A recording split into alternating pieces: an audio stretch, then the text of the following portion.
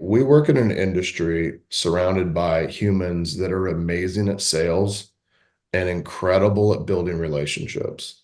And they've built those muscles over years of working with customers and working their SOI and their database and converting internet leads and going on listed appointments and do our buyer consults and so on. But what's really missing is they don't develop the same muscles into being a business owner. And a business owner requires you to do things differently and requires you to learn different stuff. In fact, I've kind of broken it down for a real estate team that there's four like duties of a CEO that you need to do if you run a business. One, you got to find and attract talent in sales and operational roles. That is your job of a CEO, is to grow your business by finding and attracting talent. Number two, once you find that talent, you got to get that talent into production as fast as possible.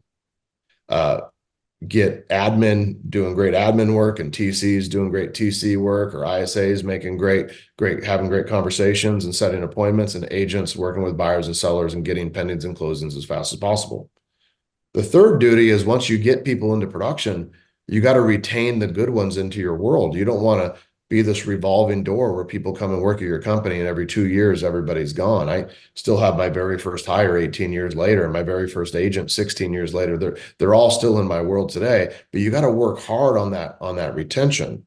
And then the fourth thing is there's all this other stuff that really a business requires as like the foundation of being a real business: technology implemented, processes, contracts, accounting, bookkeeping, a P&L, payroll, digital advertising, a marketing presentation, scripts and dialogues, like all that stuff.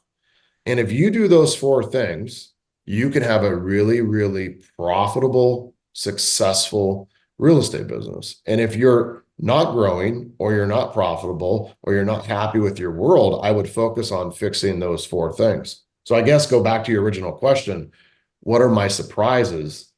My surprises are that consistently our peers don't put enough time into all or some of those four items that I mentioned. And then you end up with experts on stage that are saying things like, you don't need to make a profit in your real estate team. You can make money from mortgage or title, that kind of stuff. The second part is true. You can make money from those other services. But if we're going to run a nonprofit, Chris, let's save whales or owls or bears or help homelessness or feed children. Let's not run a real estate business as a nonprofit. That's silly.